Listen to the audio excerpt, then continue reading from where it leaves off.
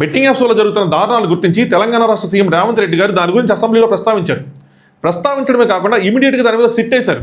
SIT వేసి 90 డేస్లో report అవ్వాలని చెప్పి దానికి ఒక డైరెక్షన్ ఇచ్చారు. తెలంగాణ రాష్ట్ర ప్రభుత్వ రియాక్షన్ అది. వేరే ఆంధ్రప్రదేశ్ ప్రభుత్వం సైడ్ నుంచి ఎటువంటి యాక్షన్ కానీ రియాక్షన్ కానీ లేదు. లోకల్ బై నాని లాంటి వాళ్ళు అరెస్ట్ అయినా మన సైడ్ నుంచి, ప్రభుత్వం సైడ్ నుంచి మాత్రం బెట్టింగ్ యాప్స్కి అగెనిస్ట్గా ఏమాత్రం యాక్షన్ లేదు. మేబీ దీన్ని అలసుగా తీసుకొని కొంతమంది ఎంతకి తెగించారంటే విజయవాడ, తాడేపల్లి లాంటి ప్లేసెస్లో బెట్టింగ్ యాప్స్ని ప్రమోట్ చేస్తా పెద్ద పెద్ద హోర్డింగ్స్ పెట్టారంట. వాళ్ళకి ఎంత ధైర్యం ఉంటే ఈ పని చేస్తారు? మన 2 తెలుగు రాష్ట్రాల్లో బెట్టింగ్ అనేది బ్యాన్, దాన్ని ఏ విధంగా ప్రమోట్ కూడా చేయకూడదు. కానీ వాళ్ళు ప్రమోట్ చేశారంటే దీనికి ఎవరు బాధ్యత? మన ప్రభుత్వం సీరియస్గా తీసుకొని వాటి మీద ఒక యాక్షన్ ప్లాన్ కానీ దాని మీద ఒక రియాక్షన్ కానీ పెట్టుంటే ఇలాంటి జరిగేదా? ఎనీవే, సో ఫైనల్గా ఆంధ్రప్రదేశ్ ప్రభుత్వం సైడ్ నుంచి నారా లోకేష్ గారు దీని మీద రియాక్ట్ అవుతూ ఆయన ఒక ట్వీట్ చేశారు. ట్వీట్ చాలా ఇంట్రెస్టింగ్గా ఉంది నాకు.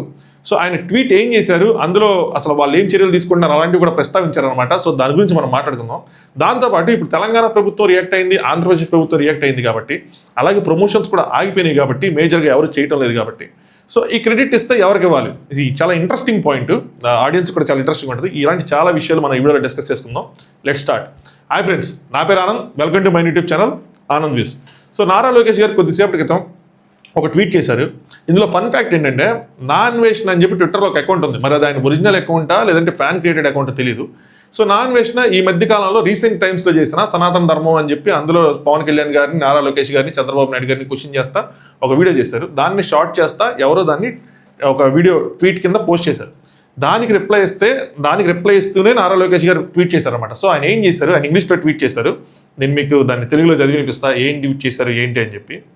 సో నారా లోకేష్ గారు ఏం చెప్తున్నారంటే, బెట్టింగ్ యాప్స్ అనేవి జీవితాలను నాశనం చేస్తున్నాయి. సో యువత యువకులు దానికి బానిసలు అయిపోతున్నారు. So is also agreeing betting apps are dangerous. Okay, so ఆయన డైలీ వందలాది కథనాలు, అంటే ఈ చనిపోతున్నవి కానీ, అప్పులు పాలవుతున్నవి కానీ, ఇవన్నీ వింటా ఉన్నారంట. కానీ ఇంక నుంచి ఇది ఆగాల్సిందే. దీనికోసం ఏం చెప్తున్నారంటే, దీర్ఘకాలికంగా అంటే లాంగ్ టర్మ్ పరిష్కారం అంటే మాత్రం అవేర్నెస్ అని చెప్పారు. నిరంతర అవేర్నెస్ అన్నారు. అంటే తెలుగులో చెప్పాలంటే నిరంతర అవగాహన కల్పించడం. సో రెగ్యులర్గా అవేర్నెస్ అనేది క్రియేట్ చేయడం. నేను బెట్టింగ్ యాప్స్కి అగెనిస్ట్గా వీడియోస్ చేస్తున్నప్పుడు నేను చెప్పిన పాయింట్ ఇది. ఎవరికైనా గుర్తుంటే, మీరు దీనికోసం ఏం సాధిస్తారు, వీడియోస్ వ్యూస్ కోసం చేస్తున్నారు, డబ్బుల కోసం చేస్తున్నారు, దీనివల్ల ఏమాగిపోయింది, ఇది పైన ఎక్కడో కొట్టాలి, కింద కొట్టడం కాదు, ప్రమోషనల్ చేయడం కాదు అని చెప్పి నేను అప్పుడు ఏం చెప్పానంటే, సింపుల్, నా పరిధిలో నేను ఎంత చేయగలను అంత చేస్తాను. బట్ నా టార్గెట్ ఏంటంటే అవేర్నెస్ క్రియేట్ చేయడం. ఏమని అవేర్నెస్? ఇది రూపాయితో స్టార్ట్ అవని, 49 రూపాయలతో స్టార్ట్ అవని, బట్ మీరు ఎండేది మాత్రం ల్యాక్స్లోనే. అప్పులు పాలవటం కానీ లేదంటే ప్రాణాల మీద తెచ్చుకోవటం కానీ చేస్తారు. సో ఎవరైతే కొత్తగా చేయాలనుకుంటున్నారో వాళ్ళకి ఇక్కడ జరుగుతున్నవి ఏవైతే ఉన్నాయో, అంటే ఎంతమంది చనిపోతున్నారు, ఎంతమంది అప్పులు పాలవుతున్నారో తెలిస్తే వాళ్ళు ఆగిపోతారు. అలాగే వాళ్ళు ఎవరైతే ఫాలో అవుతున్నారో వాళ్ళు ప్రమోట్ చేసింది వాళ్ళు నమ్ముతున్నారు. నమ్మకండి, అందులో నిజం లేదు. ఎందుకంటే ఇప్పుడు ఆ నమ్మిన వాళ్ళందరూ ఆ కంటెంట్ని డిలీట్ చేసుకున్నారు. నిజం లేదు కాబట్టి డిలీట్ చేసుకున్నారు. ఇలా ఒక అవేర్నెస్ని క్రియేట్ చేయడం, అదే నారా లోకేష్ గారు కూడా చెప్పింది. ఇది అంత ఈజీగా ఆగేది కాదు. బట్ మనల్ని మనం ఆపుకోవాలి, మన యువతను మనం కాపాడుకోవాలంటే అవేర్నెస్ క్రియేట్ చేయాలి. దాంతోపాటు ఆయన చెప్పిన ఇంకో పాయింట్ ఏంటంటే, అవేర్నెస్తో పాటు బెట్టింగ్ యాప్స్ మీద కఠినంగా చర్యలు తీసుకోవటం. ఈ పాయింట్ గురించి మాట్లాడుకుందాం సార్, దీనిలో ఎంత పాసిబిలిటీ ఉంది లేదు అని చెప్పి. అలాగే ఆంధ్రప్రదేశ్ గవర్నమెంట్ అంట విస్తృతమైన యాంటీ బెట్టింగ్ విధానాన్ని, ఒక సిస్టమ్ని తయారు చేస్తున్నారంట. యాంటీ బెట్టింగ్ మొత్తం దేశంలోనే అది ఒక ప్రతిష్టాత్మకంగా అన్ని రాష్ట్రాలు మన వైపు చూసేలాగా ఒక యాంటీ బెట్టింగ్ సిస్టమ్ని ఒకటి తయారు చేస్తున్నారంట. వితౌట్ ఎనీ ఫ్లాస్ మేము రూపొందిస్తున్నాం. ఈ సమస్యకు చెక్ పెట్టేందుకు చట్టపరంగా ఏవైతే మార్గాలు ఉన్నాయో అన్నిటిని మేము చూస్తున్నాము. సో ఏ లూప్ హోల్స్ లేకుండా ఒక యాంటీ బెట్టింగ్ సిస్టమ్ ఒకటి తీసుకొస్తాము అని చెప్పి ఆయన చెప్పారనమాట. సో ఇక్కడ 2 మేజర్ పాయింట్లు. ఆ 2 పాయింట్లు చెప్పుకునే ముందు ఫస్ట్ ఆఫ్ ఆల్ మనం నారా లోకేష్ గారిని ముందు నేనైతే మాత్రం అభినందించాలనుకున్నా. చాలా thank you so much sir. మీరు అట్లీస్ట్ ఇప్పటికైనా రియాక్ట్ అయ్యారు. ఎందుకంటే మన సైడ్ నుంచి ఏ రియాక్షన్ లేకపోవడం వల్లే ఇలాంటి యాదవాలు అంత ధైర్యంగా హోర్డింగ్స్ పెట్టగలిగారు. మీరు అన్నారు కదా అవేర్నెస్ అని చెప్పి, అది చాలా రైట్ పాయింట్ సార్. ఆ అవేర్నెస్ ఎలా వస్తుంది? నిరంతరం ఈ మ్యాటర్ వార్తల్లో ఉండటం. మీరు ఒక యాంటీ బెట్టింగ్ విధానాన్ని మీరు తయారు చేస్తున్నారు కదా, ఇది ఎప్పటి నుంచి స్టార్ట్ చేశారు ఏంటన్నది దాని మీద ఒక రోజు కనుక దాని మీద డిస్కషన్ జరుగుతూ ఉంటుంటే ప్రజలకి ఒక ఐడియా ఉండేది. ఓకే, బెట్టింగ్ అనేది ఆడకూడదు, బెట్టింగ్ వల్ల ఇలా నాశనం అయిపోతున్నారు, బెట్టింగ్ వల్ల ఇలాంటి తేడాలు జరుగుతున్నాయి అని చెప్పి. సో ఆ అవేర్నెస్ని మనం క్రియేట్ చేయగలగాలి. సో ఎనీవే, ఫస్ట్ మీరు రియాక్ట్ అయినందుకు చాలా థ్యాంక్ యూ సార్. ఇందులో 2 మ్యాటర్స్ ఏంటంటే, ఫస్ట్ యాంటీ బెట్టింగ్ మీరు ఏదైతే స్టార్ట్ చేశారో, ఈ కాంక్రీట్ ప్లాన్ ఏదైతే ఉందో అది అంటే ఒక కమిటీ వేసారా, లేదంటే ఎలా చేయబోతున్నారు, ఎంతవరకు వచ్చింది, ఇలాంటి విషయాలు కనుక మీరు ఇంకా డీప్ డౌన్గా పంచుకోగలిగితే మనం ఏదైతే అవేర్నెస్ అనుకుంటున్నామో అది ఇంకా క్రియేట్ అయ్యింది సార్. అలాగే ప్రజలు కానీ లేదంటే ఆ బెట్టింగ్ యాప్స్ మీద ఉన్న ఐడియా ఉన్న వాళ్ళు కానీ వాళ్ళు కూడా వాళ్ళ యొక్క ఏమంటారు వాళ్ళ అనుభవాలని మీతో షేర్ చేసుకుంటారు, అంటే ఎక్కడెక్కడ ఫ్లాస్ ఉన్నాయి సిస్టంలో అని. దానివల్ల మనం ఏదైతే తయారు చేయాలనుకుంటున్నామో యాంటీ బెట్టింగ్ సిస్టమ్ అది ఇంకా ఫ్లాలెస్గా తయారవుతుంది. అలా ఇంకోటి మీరు చెప్పారు సార్, బెట్టింగ్ యాప్లని రూపొందించాలి, అదే రూపుమాపాలి అని చెప్పి. అంటే నేను ఇప్పటివరకు చూసిన దాంట్లో, ఇప్పటివరకు తెలుసుకున్న దాంట్లో, ఇన్ని రోజులు ఈ సంవత్సరం 2 సంవత్సరాల నుంచి వీడియోలు చేస్తున్న దాంట్లో నాకు అర్థమైంది ఏంటంటే అది మనం ఆపలేం సార్. ఎందుకంటే ప్రాబ్లం ఏమవుతుందంటే మన చట్టాలే. మనం కేంద్ర ప్రభుత్వం రాష్ట్రాల మీదకి వీటిని వదిలేసింది. తెలంగాణ గవర్నమెంట్కి కేంద్రంతో ఎంత సఖ్యత ఉంటుందో నాకు తెలియదు కానీ, బట్ టీడీపీకి ఈ కూటమి ప్రభుత్వానికి అంటే ఎన్డీఏ గవర్నమెంట్ ఉంది కాబట్టి నాకు కొన్ని సజెషన్స్ ఉన్నాయి సార్. మనం 1 నేషన్ 1 ఎలక్షన్ అని ఎలా అనుకుంటామో 1 నేషన్ 1 లా అగెనిస్ట్ బెట్టింగ్ అంటే రాష్ట్ర ప్రభుత్వాలకు ఉన్న అధికారాలు తీసేసి సెంట్రల్ నుంచి ఒకటే చట్టం, వాటిని రెగ్యులేట్ చేసినా లేదంటే వాటిని బ్యాన్ చేసినా లేదంటే వెచ్చలుడిగా వాటిని వదిలేసినా ఏ ఆప్షన్ అయినా తీసుకున్నాం. బట్ సెంట్రల్ నుంచి ఒకటేలా ఉండాలి సార్ అన్ని స్టేట్స్కి. లేదంటే ఈ ప్రమోట్ చేసే వాళ్ళు కూడా వాళ్ళు పట్టిన కుందేలకు మూడగాళ్ళని, అంటే మన స్టేట్లో మీరు పోరాడేస్తున్నారు, పక్క స్టేట్లో ఎవరు పోరాడతారు, ఆ స్టేట్లో ఎవరు పోరాడతారు అని చెప్పి ఆ పిచ్చి లాజిక్స్తో వస్తున్నారు. సో మనం ఎలాగో సెంట్రల్ గవర్నమెంట్లో మన పార్ట్ ఆఫ్ ద గవర్నమెంటే కాబట్టి ఐటీ మినిస్టర్ అశ్విని కుమార్ గారితో మనం మీరు కనుక మాట్లాడగలిగితే 1 నేషన్ 1 లా తీసుకొచ్చి బెట్టింగ్ అగెనిస్ట్గా ఏం చేయాలనుకున్నా సెంట్రల్ నుంచి చేయగలిగితే మనం దీన్ని కంట్రోల్ చేయగలం. ఎస్, ఇక్కడ 2 పాయింట్లు ఉన్నాయి, ఎయిదర్ బ్యాన్ చేయటం లేదా రెగ్యులేట్ చేయటం. బ్యాన్ చేయటం వల్ల మనకైనా నష్టం వస్తుంది అంటే మనకేమైనా ట్యాక్సెస్ రావాలి, లేదు అవ్వట్లేదు అనుకుంటే, లేదు మనం బ్యాన్ చేయటం వల్ల ఇంకా విడివిడిగా అంటే ఇల్లీగల్గా బెట్టింగ్ యాప్స్ అనేవి వచ్చేస్తాయి అని అనుకుంటే కనుక మీరు రెగ్యులేట్ చేద్దాం అనుకుంటే నా దగ్గర కొన్ని సజెషన్స్ ఉన్నాయి సార్.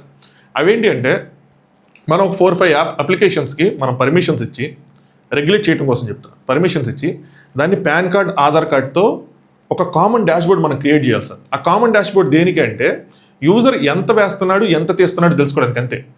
మిగతాదంతా ఎవరిదాళ్ళు ఇండివిజువల్గా ఉంటుంది. వాళ్ళు ఏం గేమ్స్ ఆడిపిస్తున్నారు, వాళ్ళు ఎంత ప్రాఫిట్స్ ఇస్తున్నారు, ఎంత కమిషన్ తీసుకుంటున్నారు, అంతా ఆ యాప్స్ మీద ఉంటుంది. బట్ వేసేవాడు ఎంత వేస్తున్నాడు ఎంత తీస్తున్నాడు మాత్రం ఒక కామన్ డాష్బోర్డ్. అంటే 4 యాప్స్లో వాడు రిజిస్టర్ అయినా కూడా ఏ యాప్లో ఎంత క్యుములేటివ్గా ఎంత వేసాడు. ఇది ఎందుకు చెప్తున్నానంటే మన దగ్గర మన ఫైనాన్స్ మినిస్టర్ని కూడా మనం ఇందులో ఇన్వాల్వ్ చేయాలి సార్, మేడంను కూడా. ఇది ఫస్ట్ ఎవరు ఆడాలి ఎవరు ఆడకూడదు అన్నది క్లియర్ లా ఉండాలి సార్.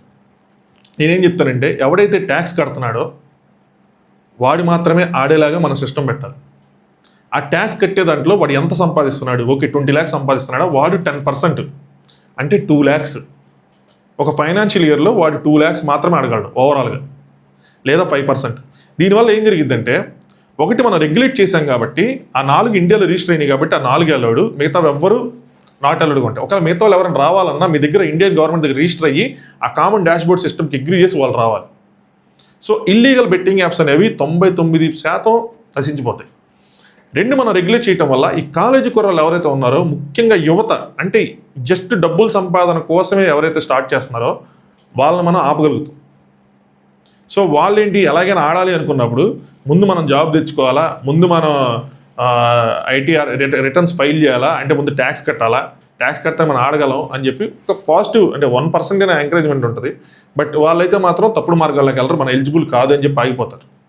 అలాగే మన లాస్ను కూడా పెట్టాలి సార్. ఎవరైనా ఇల్లీగల్ వాళ్ళు ఆడితే, ఇల్లీగల్ వాళ్ళు ఎలా చేస్తే వాళ్ళకి ఆడిన వాళ్ళకి వెంటనే జైలు శిక్ష అని చెప్పి అప్పుడు వాళ్ళు భయపడతారు. థర్డ్ ఏంటంటే ఆడేవాడికి దాని మీద మనం కంట్రోల్ క్రియేట్ చేయటం. ఎలో చేసేసి మీరు ఎంత ఆడుతున్నారు అని చెప్పి జస్ట్ పాపప్స్లో మెసేజ్ చూపించేసి ఇంకో నువ్వు ఈ నెల 2 లక్షలు ఆడే 3 లక్షలు చూపించడం వల్ల ఏ యూజ్ ఉండదు సార్. ఎవడు భయపడ్డు, అప్పులు చేసి ఆడేస్తారు.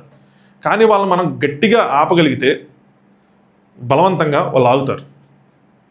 సో వాడికి కంట్రోల్ ఉంటుంది, వాడికి ఆడామన్న ఫీలింగ్ ఉంటుంది, గవర్నమెంట్కి ట్యాక్స్లు ఉంటాయి, ఎలా చేసామన్నది ఇది ఉంటుంది, అన్నీ ఉంటాయి. దాంతోపాటు మనం కొన్ని లాస్ని దీన్ని క్రియేట్ చేయాలి. ఏంటంటే ఎవడైనా లిమిట్ దాటి ఏదైనా ఇల్లీగల్గా ఆడాలనుకుంటే ఇమీడియట్గా చేయాలి. ఎవడైనా పర్మిషన్ లేనోడు ఆడితే ఇమీడియట్గా చేయాలి. ఎవరైనా ఈ వెబ్సైట్ వాళ్ళు ఎవరైనా సరే ఇల్లీగల్గా వాళ్ళని అలౌ చేస్తే వెంటనే వాళ్ళ మీద బ్యాన్, లేదంటే వాళ్ళ దగ్గర నుంచి కోర్టుల్లో ఫైన్. అలాగే దాని తర్వాత గెలిచినోడి దగ్గర ఈ 2 లక్షలు వేసి అవడానికి గెలిచాడు పొరపాటున మన ఫైనాన్స్ మినిస్టర్ మనం ఇన్వాల్వ్ చేసామంటే ఆ మేడం ఒక 50% 60% గడేలు వేసారనుకోండి ట్యాక్స్, వాడేం కాబట్టి. ఇలా రెగ్యులేట్ చేస్తా మనం కంట్రోల్ చేసి దాన్ని ఇస్తూనే ఇవ్వకుండా ఉండగలం సార్. మనం ఇలాంటిది ఏదైనా చేస్తేనే ఆపగలం, అదర్వైజ్ మనం దీన్ని ఆపలేం.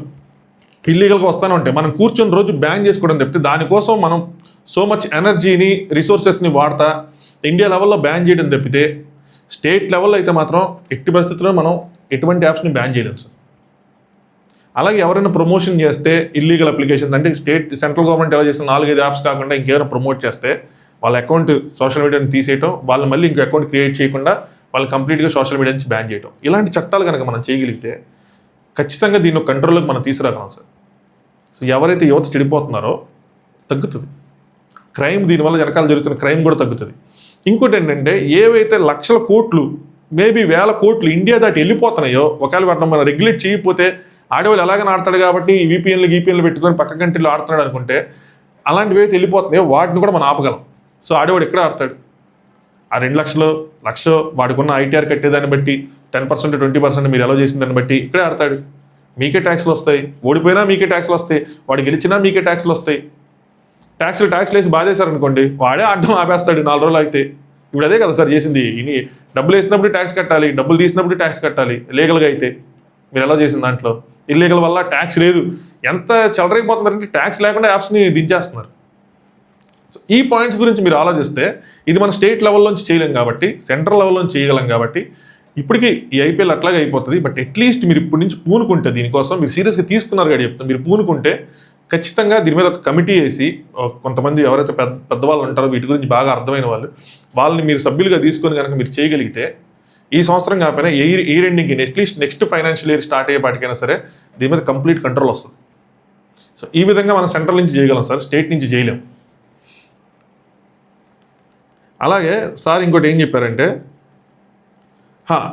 ఇదే నేను చెప్పిన ఫస్ట్ పాయింటే, మనం వాళ్ళు ఏదైతే సిస్టమ్ తయారు చేయాలనుకుంటారో దాని గురించి రెగ్యులర్గా అప్డేట్స్ ఇస్తూ ఉంటే అవేర్నెస్ అనేది క్రియేట్ అవుతుంది. ఆ అవేర్నెస్ అన్నది ఉంటుంది కాబట్టి ఆడేవాళ్ళు భయపడతారు. అట్లీస్ట్ వాళ్ళకి అంత ధైర్యం లేకపోతే అసలు హోర్డింగ్స్ పెట్టడం ఏంటి. సో ఇదనమాట. నెక్స్ట్ ఇంట్రెస్టింగ్ పాయింట్, దీనికి ఎవరికి మనం క్రియేట్ ఇవ్వాలంటే ఇప్పుడు ఈ 2 గవర్నమెంట్స్ రియాక్ట్ అయినాయి. 2 గవర్నమెంట్స్ ఒకళ్ళేమో సిట్ వేసి 90 డేస్లో వాళ్ళొక రిపోర్ట్ ఇస్తారు, రెగ్యులేట్ చేయాలా, కంప్లీట్ బ్యాన్ చేయాలా, రెగ్యులేట్ చేస్తే అలా చేయాలి, బ్యాన్ చేస్తే అలా చేయాలని చెప్పి అక్కడ ఒక సైడ్ జరుగుతుంది. ఇక్కడ ఒక సైడ్ యాంటీ బెట్టింగ్ చేస్తున్నారని చెప్పి నారా లోకేష్ గారు అనౌన్స్ చేశారు. లిటరల్లీ షాక్డ్, ఇదని జరుగుతుందా అని చెప్పి. సో దీని మీద ఎలాంటి రిపోర్ట్స్ వచ్చినా క్రెడిట్ ఎవరికి వస్తుంది, అసలు ఇదంతా ఎక్కడ స్టార్ట్ అయింది ఏంటి అని చెప్పి ఒక చిన్న డిస్కషన్ చేద్దాం. నాకు తెలిసి చాలామంది యూట్యూబర్లు మనం కూడా ఒక 1.5 year 2 years నుంచి దీనికి వ్యతిరేకంగా బెట్టింగ్స్ జోలికి వెళ్ళమాకండి అని చెప్పి మనం స్టోరీలు పెట్టడమో, చిన్న రీల్స్ చేయటమో, వీడియోలు చేయటమో, మన 2 తెలుగు రాష్ట్రాల్లో బ్యాన్ అని చెప్పి దాని గురించి మాట్లాడటమో చేస్తాము. అయితే లాస్ట్ ఇయర్ నా అన్వేష్ అన్న ఆయన బిఎస్వై మీద ఒక వీడియో చేశాడు. ఆ వీడియో ఎలా స్టార్ట్ అయింది, బిఎస్వై అమెరికాకి బైక్ వేసుకుని వెళ్ళిపోయాడు అని చెప్పి ఆయన ఏదో రీల్ పెట్టాడు. అమెరికాకి ఎట్టారా నువ్వు బైక్ వేసుకుని వెళ్ళిపోతావు అని చెప్పి ఈయన రియాక్షన్ ఇస్తూ పెట్టాడు. ఈయన ఎక్కిరిస్తే ఆయనకు వీడియో పెట్టాడు. అది ఎట్లా అయిందంటే నువ్వు బెట్టింగ్ యాప్స్ మీదకి వెళ్ళిపోయింది, నువ్వు ఎలాంటి కంటెంట్ చేస్తున్నావు అని చెప్పి. ఆ బెట్టింగ్ యాప్స్ మీద బిఎస్వై మీద ఆయన చాలా వీడియోలు చేశారు. చేసినప్పుడు ఈయన మీదకి వచ్చిన ఇదేంటంటే నీకు ఎవరైతే కాంపిటీషన్ ఉంటారో వాళ్ళ మీదే చేస్తావు అందుకని అన్నప్పుడు దాని తర్వాత అక్కడ కట్ అయిపోయింది మ్యాటర్, అక్కడ కట్ అయిపోయింది. నెక్స్ట్ ఏం జరిగిందంటే Raw Talks with VK, if I'm not wrong, podcast ఒక ఆయన ఉంటారు కదా, ఈ మధ్య బ్రహ్మానంద్ బాగా వైరల్ అయింది ఇంటర్వ్యూ. ఆయన ఒక పాడ్కాస్ట్లో బిఎస్వై కోసం ప్రస్తావించాడు. ఎలా అంటే బిఎస్వైది ఒక వీడియో ఉంటుంది, ఎంత తుమ్మిడిగా చేశాడు అంటే, ఒక కెమెరా కొనడానికి ఒక షాప్కి వెళ్ళి ఆయన అక్కడ కెమెరా కొనడానికి డబ్బులు లేక ఒక ఆన్లైన్లో ఒక బెట్టింగ్ యాప్ ఓపెన్ చేసి, గేమింగ్ యాప్, అది gaming app colour prediction something small బిగ్గా ఉంటాయి. అందులోనే యాక్చువల్గా అందరూ బెట్టింగ్ అంటే ఇక్కడ పాయింట్, బెట్టింగ్ అంటే క్రికెట్ బెట్టింగ్లో పోగొట్టుకోవడం కాదు, వీళ్ళకి ఈ గేమ్స్ ఆడి పోగొట్టుకుంటారు. Small big, colour prediction, roulette ఇలాంటి వాడి పోగొట్టుకుంటారు క్యాష్ యాప్స్. అది ఆడి 2 లక్షలు అంత సంపాదించి ఆ కెమెరా కొంటాడు. అది చూసిన ఎవరికైనా కాలుతుంది, ఏంటి మనం యూత్ని ఇంత రాంగ్గా గైడ్ చేస్తామని. ఆ వీకే అన్న ఆయన, రాటాక్స్ విత్ వీకే అన్న ఆయన ఇది రేస్ చేసి సోషల్ మీడియా ఆ రీలు ఆయన చెప్పిన పాయింట్ బాగా వైరల్ అయింది. ఇటు తిరిగి ఆ వీడియో సజ్జనార్ గారి దగ్గరికి వెళ్ళింది. సజ్జనార్ గారు కూడా ఇలా ఇది షేర్ చేసి అసలు యువతను తప్పుదోవ పట్టిస్తున్నారని చెప్పి ఆయన ఒక పాయింట్ పెట్టారు. ఆయన అది పెట్టి వదిలేకుండా అప్పుడు నేను కూడా అదే అనుకున్నాను. ఆయన ట్వీట్ చేశారు. ట్వీట్ చేసినప్పుడు నేను అదే అనుకున్నాను, ఇప్పుడు నాలాంటోడు స్టోరీయే పెడుతున్నాడు ఇలాంటి చేయకండి అని చెప్పి. ఆయన స్టోరీ పెడితే యూజ్ ఏముంది, ఆయన పెద్ద ఆయన కదా, ఆయనకి సిస్టమ్ మీద కంట్రోల్ ఉంటుంది, తెలుస్తూ ఉంటారు. ఆయన కేసులు ఫైల్ చేయటమో, పోలీసులు ఆ విధంగా కదపటమో చేయాలి కదా. ఏంటి సార్ మీరు ఇలా చేస్తే అని నేను ఒక ఇన్స్టాగ్రామ్ స్టోరీ పెట్టినా బాగా గుర్తుంది. దాని తర్వాత సార్ ఏం చేశారంటే లోకల్ బై నాని వాళ్ళ మీద ట్వీట్ చేసినప్పుడు వాళ్ళ అరెస్టులు జరిగినాయి. దాని తర్వాత ఆయన పూనుకొని కొంతమంది ఇన్ఫ్లుయెన్సర్స్తో కొలాబరేట్ చేసి మీరు ఇలా బెట్టింగ్కి అగెనిస్ట్గా వీడియోలు చేయండి, రీల్స్ చేయండి అంటే చాలామంది ముందుకు వచ్చి, అంటే మనకు 2 యూట్యూబర్స్ ఉన్నారు. ఒకటి బెట్టింగ్ యాప్స్ ప్రమోట్ చేసేవాళ్ళు, అది యూట్యూబర్స్ కానీ ఇన్ఫ్లుయెన్సర్స్ కానీ ఇన్స్టాగ్రామ్ వాళ్ళు కానీ ఎవరైనా సరే, 2 బెట్టింగ్ యాప్స్ అగెనెస్ట్గా నిలబడ్డారు. సో నిలబడిన వాళ్ళందరూ సార్ని ట్యాగ్ చేస్తా రీల్స్ ఇవన్నీ చేశారు, అంతా జరిగింది. అదొక ఉద్యమంలో వెళ్ళిన తర్వాత అది డౌన్ అయిపోతుంది అన్న టైంకి నా అన్వేష్ అని ఆయన పుంజుకొని, ఆయన యూట్యూబర్ ఆయన పుంజుకొని ఆయన వీడియో చేయడం స్టార్ట్ చేశాడు. ఆయన మీద ఏమొచ్చింది, నువ్వు నీ కాంపిటేటర్స్ మీద చేస్తున్నావు, నీకు దమ్ముంటే నీ ఫ్రెండ్స్ ఉన్నారు కదా వాళ్ళ మీద చేయంటే చేస్తా అని చెప్పి ఆయన ఫ్రెండ్స్ ఎవరితో ఆయన మీద చేశాడు. నువ్వు మా మీద చేస్తావు, నీకు దమ్ముంటే పెద్ద వాళ్ళ మీద చెయ్యి, నీకు దమ్ముంటే అల్లు అరవింద్ గారి మీద చేయంటే చేస్తా అని చెప్పి ఆయనకి వీళ్ళందరూ హింట్లు ఇచ్చినట్టు. ఆయన చక్కగా కూర్చొని ఒక కుర్చీ తెచ్చుకొని మళ్ళీ కూర్చొని ఎక్కడికి పోకుండా అందరి మీద, ఈవెన్ మంచు లక్ష్మి గారి మీద కానీ, ప్రకాష్ రాజ్ మీద కానీ, అల్లు అరవింద్ గారి మీద కానీ అందరి మీద వీడియోలు చేసుకుంటూ వచ్చాడు. ఆయన కూర్చోబెట్టి చక్కగా వీళ్ళు ఐడియాలు ఇస్తూ ఉన్నారన్నమాట, వాళ్ళ మీద చెయ్యి వీళ్ళ మీద చేయని. సో ఐడియాలు ఇచ్చుకుంటూ వచ్చేవాడికి ఆయన చేసుకుంటూ వచ్చాడు. అన్ని మిలియన్సే. ఎందుకంటే ప్రజలు దానికి ఆ బెట్టింగ్కి అగెనెస్ట్గా ఉన్నారు చాలామంది. అన్ని మిలియన్ వ్యూస్ పోయినాయి. మన రేంజ్లో మనము చేసాం. అయితే దాని తర్వాత ఏం జరిగిందంటే అది ఎంతసేపటికి ఆ వీడియోస్లో వెళ్తున్నాయి తప్పితే రియాక్షన్ ఏమి ఉండట్ల.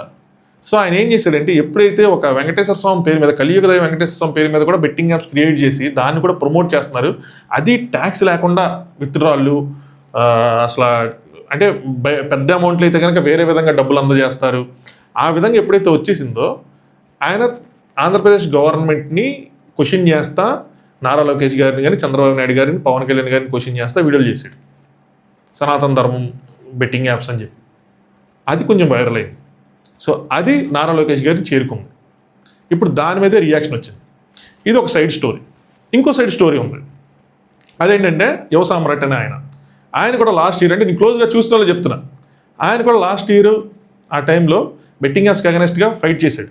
నేను చాలా ఆనందపడ్డా, ఓకే ఈయన కూడా ఫైట్ చేస్తున్నాడు, ఈయన ఫైట్ చేస్తే ఎక్కువ జరిగిద్దని నాకు ఒక అనిపించింది. ఎందుకంటే ఈయన అంతకుముందు ఎలక్షన్లో కాంగ్రెస్ ప్రభుత్వాన్ని సపోర్ట్ చేశారు. Telangana side Congress government win అయింది, ఇటు సైడ్ టీడీపీని సపోర్ట్ చేశారు, కూటమి విన్ అయింది. సో ఈయనకి రెండు వైపులో కూడా, అంటే వాళ్ళు వెళ్ళి కలిసిన ఇది కూడా ఉన్నాయి, ఫోటోలు అవన్నీ చూసాను అన్నమాట నేను. సో ఈయన ఫైట్కి ఖచ్చితంగా మంచి రియాక్షన్ వస్తుంది అనుకున్నా. ఈయనకి రియాక్షన్ వచ్చింది. డిజిటల్ మీడియా ఛానల్స్కి వెళ్ళారు, మెయిన్ స్ట్రీమ్ మీడియా ఛానల్స్కి వెళ్ళారు, అందరి దగ్గరికి వెళ్ళారు, ఇంటర్వ్యూలు అన్నీ ఇస్తే బెట్టింగ్ యాప్స్ గట్టిగా పోరాడారు. ఫస్ట్ అందరి మీద చేశారు వీడియోస్. తర్వాత ఆయన అనుకున్నది ఏంటంటే హర్షసాయి దీని కింగ్ పిన్, హర్షసాయిని కొడితే మొత్తం సామ్రాజ్యం మొత్తం కుప్పగొలిద్ది అనుకున్నారు. నేను ఆ లాజిక్ కన్విన్స్ అయ్యా, అదే అందరినీ ఆయన ఒక్కడే చేస్తే వచ్చిందని, ఓకే మేబీ రైట్ అనేమో అని చెప్పి నేను అనుకున్నా. అంతా జరిగేపాటికి కట్ చేస్తే ఆయన హర్షసాయి కలిసిపోయారు.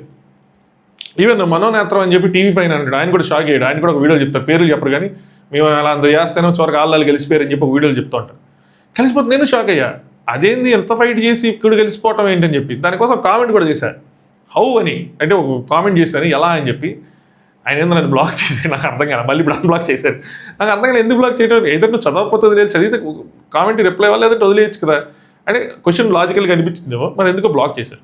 సో దాని వెనకాల చాలా వచ్చినాయి. అంటే నాలంటి వాళ్ళు డబ్బుల కోసం అని చెప్పి అగ్రహారాలు అనుకోండి, డబ్బులు అయ్యి ఉంటాయి వదిలేసి ఉంటారని, లేదంటే కొంతమంది మేబీ ఎవరైనా బెదిరించారేమో, మేబీ ఏమైనా కేసులు పెట్టారేమో అని చెప్పి. ఏం జరిగినా అంటే రెండు ప్రభుత్వాలు ఆయనకి ఉన్నాయి కాబట్టి అట్లీస్ట్ ఆయన వాళ్ళు రీచ్ అవుట్ అయ్యగలిగే అంత కమ్యూనికేషన్ ఉంది కాబట్టి దాని మీద స్టాండ్ అయి నుంచొని ఉంటే బెట్టింగ్ యాప్స్కి అగైనెస్ట్గా whatever it is next level ఉండేది. దాని తర్వాత రీజన్స్ ఏం చెప్పుకున్నా కూడా నాకు ఎందుకు కన్విన్సింగ్గా అనిపించు. సో ఒక సైడ్ ఆయన అంత దూరం తీసుకెళ్ళి ఆ ఫైట్ని అక్కడ మధ్యలో వదిలేశారు, ఇంకో సైడ్ ఏం తీసుకొచ్చాడు. ఈయనలో ఉన్న ఫ్లా ఏంటంటే డాన్వేష్ దీనికోసం కష్టపడ్డాడు. నాకు చాలామంది నా ఫాలోవర్స్ ఆయన సపోర్ట్ చేయక మంచోడు కాదు అంటే, నేను ఒక పర్సన్ని మనం సపోర్ట్ చేసినా, ఒక పర్సన్ని మనం అపోజ్ చేసినా అందులో ఉన్న ఫ్లాని కానీ లేదంటే అందులో మనకున్న పాయింట్ కానీ దాని మీద ఉంటుంది. Entire person, every person is కంప్లీట్గా బ్యాడ్ గుడ్ అని కాదు. నా ఓన్ ఫ్లాస్ నాకు ఉంటాయి, నాలో కొన్ని నెగిటివ్స్ ఉంటాయి నచ్చిన వాళ్ళవి. సో ఈ సంబడి ఇప్పుడు నేను నా ఛానల్ని మానిటైజే చేయలేదు, ఆ బెట్టింగ్ యాప్స్ చేస్తున్నంత వరకు, వీడియోస్ చేస్తున్నంత వరకు దాన్ని నన్ను క్వశ్చన్ చేస్తున్న వాళ్ళకి అర్థంగా క్వశ్చన్ చేస్తున్న వాళ్ళు ఉంటారు, వాళ్ళకి అది నా బ్యాడ్ సైడ్ కనిపించుండొచ్చు. అయితే ఈయనలో ఉన్న ఫ్లాస్ ఏంటంటే బూతులు తిట్టడం. నేను దాన్ని అప్రిషియేట్ చేయలేదు అసలు. ఎలాగ నేను దాన్ని క్వశ్చన్ చేసాం, దాని మీద కూడా మనం వీడియో చేసాం, ఇట్లా తిట్టుకుంటే వెళ్తాయి చాలా అంటే చాలా రాంగ్ అని చెప్పి. బట్ ఆయన చాలామంది కూడా చెప్పుంటారు, మనం చెప్పడమే కాదు. దాని తర్వాత నుంచి చేసిన వీడియోలో ఆయన ఎక్కడ బూతులు వాళ్ళ అంతకుముందు బూతులు మాత్రం అసలు అప్రిషియేట్ చేసే కాదు, మనం మాట్లాడుకునే రేంజ్ కూడా కాదు, దారుణమై. సో ఆయనలో ఉంది ఆ ఫ్లా. బట్ ఆయన వ్యూస్ కోసం చేసినా, డబ్బుల కోసం చేసినా, ఏం చేసినా దాని మీద స్టాండ్ అయ్యి కంటిన్యూస్గా చేసుకుంటూనే వచ్చుంటాడు. ఇప్పుడు ఆయనకి బెదిరింపులు ఎల్లుండవా? ఇప్పుడు నాలాంటికి బూతులు లాంటి కామెంట్స్ వచ్చి నన్ను ఆపడానికి ట్రై చేస్తే వాళ్ళు ఉంటే నా ఛానల్లో రిపోర్ట్ కొట్టుకుంటే ఏది నాకు వచ్చి 40,000 30,000 ఆ వీడియోలకు అంతే రేంజ్లు వచ్చినాయి. ఇప్పుడైతే 10,000 అలా వస్తాయి. 30,000 40,000 50,000 వచ్చే రేంజ్లకే వాళ్ళ ఫ్యాన్స్ చేత నన్ను తిట్టించి కానీ లేదంటే రిపోర్ట్లు కొట్టించి కానీ నాకే అంత రేంజ్ ఉంటే ఆయనకి ఎంత ప్రెజర్ ఉంటుంది. బెదిరింపు కాల్స్ కూడా వెళ్ళి ఉంటాయి కదా. ఇదేనా చిన్న బిజినెస్? నేను అది చూసాను నేను. సో నా పాయింట్ ఆఫ్ వ్యూలో సజ్జనార్ గారు మెయిన్, ఆయన సైడ్ నుంచి గట్టిగా స్టార్ట్ అయింది. ఆయన గట్టిగా దాని మీద స్టాండ్ అవుట్ అయినారు. ఇప్పటికీ షేర్ చేస్తూ ఉంటారు. బట్ ఆయన ఇంటర్వ్యూలు ఇవ్వటంగా ఏం చేస్తారు, ఆయన హై లెవెల్లో ఆయన ఉంటే గ్రౌండ్లో మాత్రం నుంచొని దీని గురించి కొంచెం గట్టిగా పోరాడింది మాత్రం నా అన్వేషణ. అది మాత్రం మనం ఒప్పుకుందేరా.